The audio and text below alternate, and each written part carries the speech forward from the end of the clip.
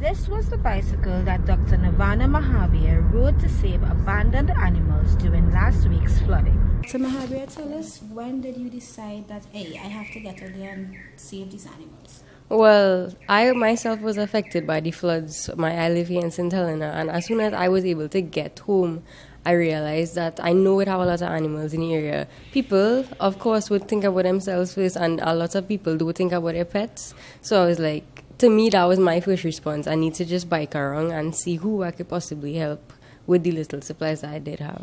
So riding around. Yeah. How difficult was it? The water? Yeah, it had some places I just couldn't go through the bike by like weekend. It was impossible to reach some places. But with the bike, I didn't have that much drugs and stuff. It was mostly wound care stuff that I had, so that was easy to carry on the bike for me. What are some of the things you saw out there? Some of the animals, what positions did you find them in? The most common ailment that was like the most common complaint was animals, dogs and cats with vomiting and diarrhea, which would be as a result of them wading and ingesting the floodwaters. But the biggest concern to vets and like to a public health issue on the whole after flooding is something called leptospirosis. Is a zoonotic disease, which means it could affect both humans and animals. You could get it from them. So that's a big deal when dealing with disaster, flood-prone areas. If you had to relive the most difficult rescue you did on that day or those days, which one would it be? It would be a dog right here on the street where he's a huge dog, probably a few pounds less than me he weighing, and thankfully he's a gentle giant. He's not aggressive. It was just a splinter, a suspected broken leg. That was probably the hardest one. What advice would you give to pet owners for the future when you think about this happening again?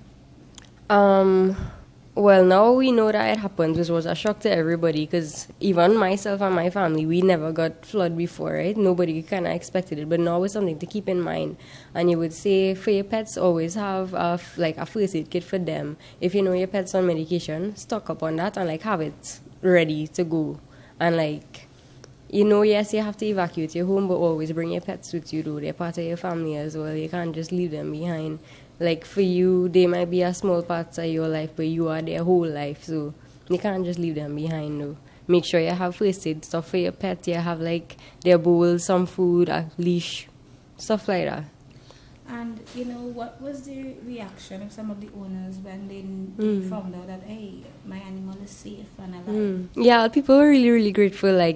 Even when I was alone for the few days when the TTV couldn't get here, when they did eventually get here and helping, their reaction to me and the other vets that did come, they were really, really grateful. Some people were crying and stuff. They were so happy. And the another main thing was food distribution. A lot of people, their pet food, dog food and stuff get washed away. So we got a lot of donations from just regular people, dropping it off at clinics, and then the AWN, Animal Welfare Network, the TTVA, Pet Life Veterinary Hospital, all these vets came together and distributed stuff, and still distributing stuff. A lot of people would say, hey, dogs could swim, that kind of thing. What would you say about that kind of thinking? That kind of breaks my heart. But if somebody have that mentality, you could try. I could try to speak to them, But if somebody have that mentality, you could try all you want. But if they don't want to change, but I would always try and will still always try to just let them know.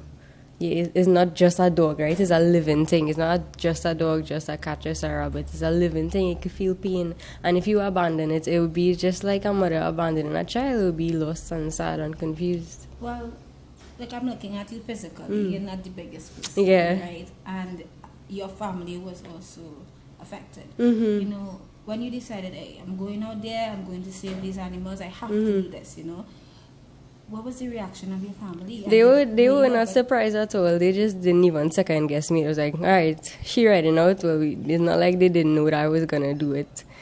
They were not surprised at all. So they were supportive? Yeah, of course. They weren't like, don't go, it's not safe. Well, typical, be careful, But they weren't like, don't go and help.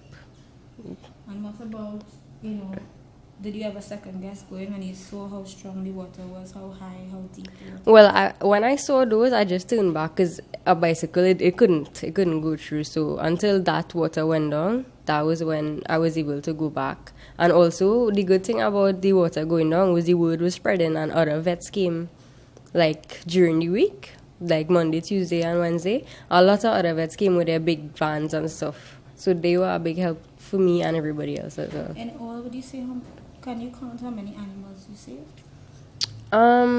Well, to say save, I don't know if any of them was on like life or death situations, but to care for a lot of them, it was quite a lot that I saw, just like to give owners advice. And a big thing was vaccination too, like prophylactic vaccinations with respect to the leptospirosis that I mentioned before.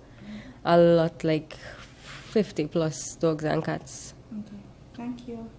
You know.